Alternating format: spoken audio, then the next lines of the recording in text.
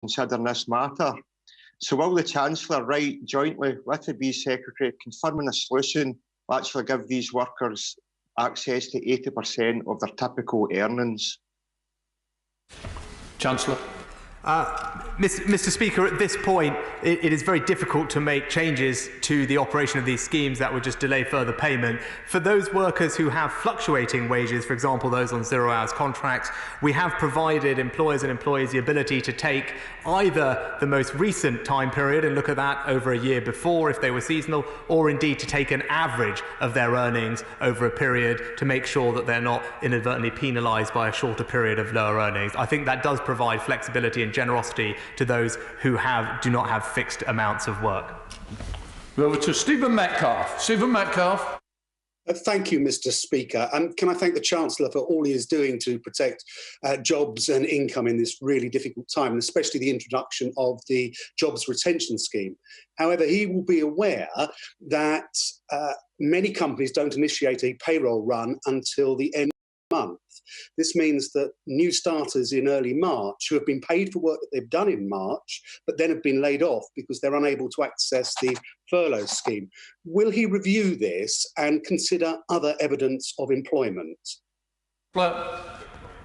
Mr. Speaker, when we announced the Job Retention Scheme, I said that it would apply to those who were known to HMRC on the 28th of February. That was how the scheme was designed and set up. What we were able to do over the course of the last few weeks is move that date to the 19th of March, which brings in an extra few 100,000 people into it and means overall that now around 30 million, just shy of 30 million people in employment are able to benefit from the furlough scheme, which I think is an extraordinary achievement for the team in HMRC to have conceived in this short space of time. Going over to Daisy Cooper. Daisy Cooper. Thank you, Mr. Speaker. Pubs and restaurants have been hit particularly badly during COVID-19. Those with a rateable value of more than 51,000 don't qualify for the Retail, Hospitality and Leisure Grant Fund. 6 of the big pubcos are still charging their tenants rent, and now pubs are being told they'll be some of the last to reopen once restrictions start to lift. So will the government commit to extend the Retail, Hospitality and Leisure Grant Funds to properties with a rateable value of up to 150,000? Will it instruct the big pubcos to stop charging its pubs rent? And will the government commit to extend the furlough scheme for as long as pubs and restaurants have to remain closed, or for as long as their income are affected by social distancing measures? Councillor. Thanks. The honourable member is absolutely right that companies in the retail, leisure and hospitality sector are the most hardest hit during this crisis. Of course, they can avail themselves of all the various interventions we've put in place more generally, but the one specific benefit they have, for most of these businesses, rent is a significant part of their cost structure, which is why we have given them a complete business rates holiday for this entire year. Julie Marson. Julie Marson. Thank you, Mr. Speaker. The economic package that my right honourable friend has put in place is historic in its scope and ambition, and has been an absolute lifeline to so many people in businesses and in Hertford and Stortford, and the bounce back loans will help still more.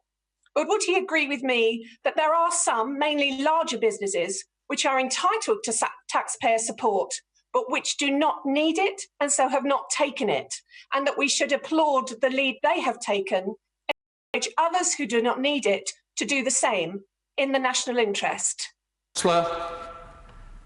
Thank my honourable friend for her kind comments and say that I agree with her. They should be applauded. As I said earlier, as we go through this crisis, everyone has their own role to play, and they should play that role responsibly. And I'm glad to see, whether it is individuals, whether it's government, whether it's businesses, everybody taking that advice to heart. And she is right that those businesses that have done that do deserve our praise. But more generally, as I would say, we are trying to support workers remaining attached to their jobs, and I will try and do that in as broad and as comprehensive a way as I can. But those businesses, she's right, they deserve our praise.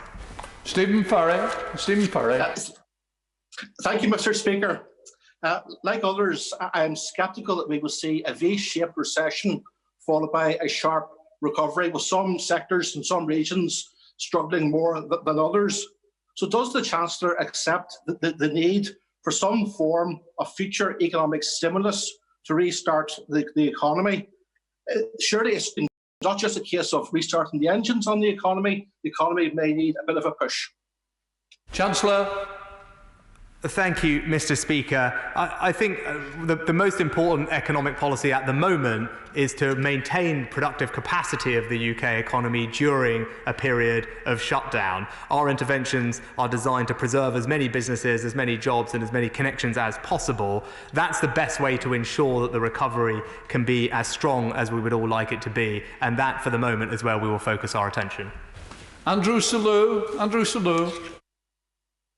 Thank you, Mr. Speaker, and I'm very grateful to the Treasury for the amount of work it's done to try to keep the economy going. However, I do have a tourism business and a leisure business which have been turned down by their banks, even though they're both viable, and they will need more than the £50,000 of the bounce back scheme announced by the Chancellor today. These are excellent businesses which we mustn't lose. So will the Chancellor continue to look further at cases like this and consider possibly some grants where there are very difficult situations? Chancellor. Thank you, Mr. Speaker. Without knowing the particular details of those businesses, for many businesses in the retail, leisure and hospitality trade, they'll be eligible for cash grants of £25,000. Also, all businesses can use the furlough scheme, which is significant. There'll be business rates holidays for those businesses, and indeed the statutory sick pay rebate scheme that I announced earlier will be up and running next month, which will allow businesses to apply for a rebate on their statutory sick pay bill for up to 14 days per employee. That could benefit businesses of up to £48,000 as well. I hope all those packages put together provide some relief to my honourable friend's business and many others. Andrew Gwynn. Thank you, Mr. Speaker. The Chancellor rightly stepped in to do the right thing by many of our businesses as COVID-19 hit our economy.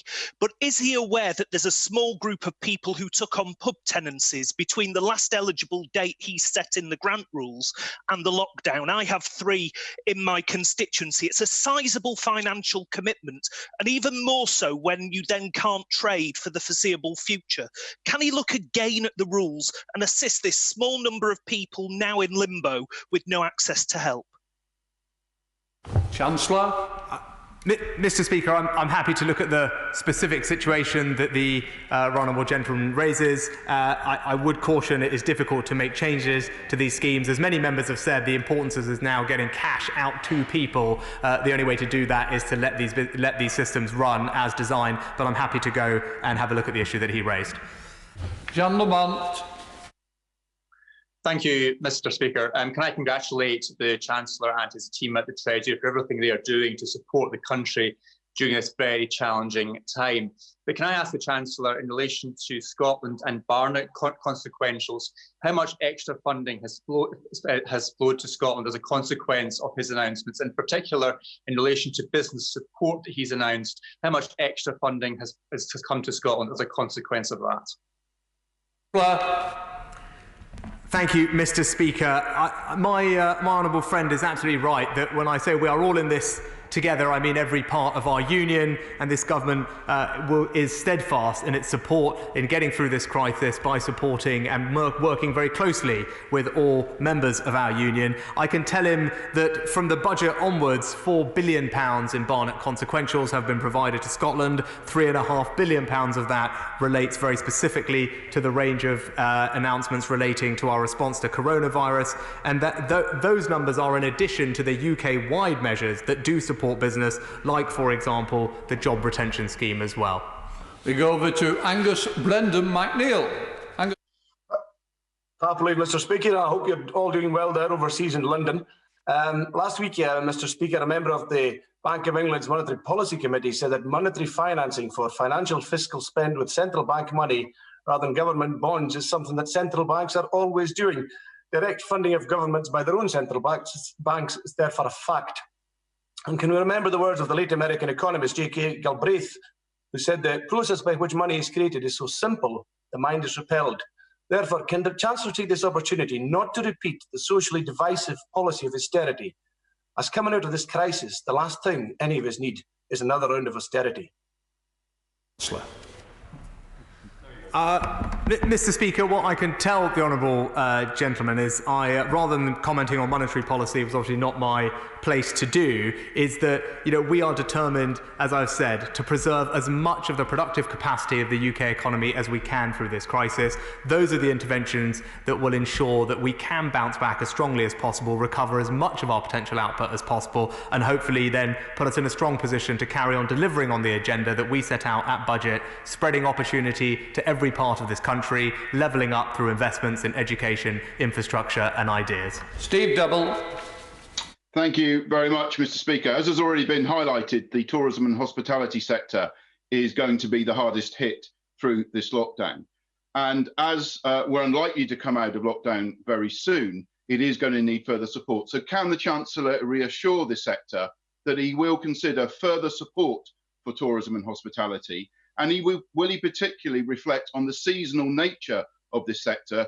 If we can't reopen fully ahead of the peak summer season, many businesses will effectively be losing a whole year's worth of revenue. Mr. Speaker, as long as I've known my honourable friend, he's been an incredible advocate for the small tourism businesses in his constituency, which are a big driver of his local economy. I can assure him I will continue to keep a very close eye, and as we think about exiting from these, look at the right interventions for every sector as we exit from the economic and social restrictions. Stephanie Peacock. Thank you, Mr. Speaker. New research conducted by the Centre for Towns has found that 1 in 3 ex-industrial towns are most economically at risk from COVID-19. Worsbrough, in my constituency, is the 10th town most at risk. What plans does the Treasury have to help areas like mine in Barnsley cope with this crisis and then recover from it? Well, Mr. Speaker, the significant economic interventions we've put in place will help every part of this country, north or south, rural or urban. That's what they are designed to do. So businesses in her constituency will benefit from all the schemes. But more broadly, the budget set out an ambitious programme of investment in our regions to ensure that opportunity was felt wherever you happen to live in this country. And it's an agenda we remain incredibly committed to. Robin Miller. Thank you, Mr. Speaker. At least one forecast has predicted coastal communities will be hit the hardest by any economic downturn following the COVID-19 crisis. Here in Aberconwy, Llandudno, that queen of resorts, has been singled out as one of those that may well be hardest hit in the UK. Of course, this is further exaggerated by the fact we're still approaching the peak of this crisis here in North Wales. What measures has my right honourable friend put in place to ensure that he will reach that balance between both stimulating our economy and the hospitality trade in particular, and at the same time making sure that that stimulus doesn't come too soon and that we're hit by a second wave here in North Wales? Chancellor. Well, Mr. Speaker, this is why it's so vital that we get the timing for this absolutely right. We are not there yet. As the Prime Minister said, we've made good progress, and we all are concerned about the risk of a second peak, and which is why we must meet the 5 tests that the First Secretary set out a little while ago so that we can restart our economy gradually, but with confidence. Stuart Halsey. Over to Stuart Halsey. Thank you, Mr. Speaker. I agree with the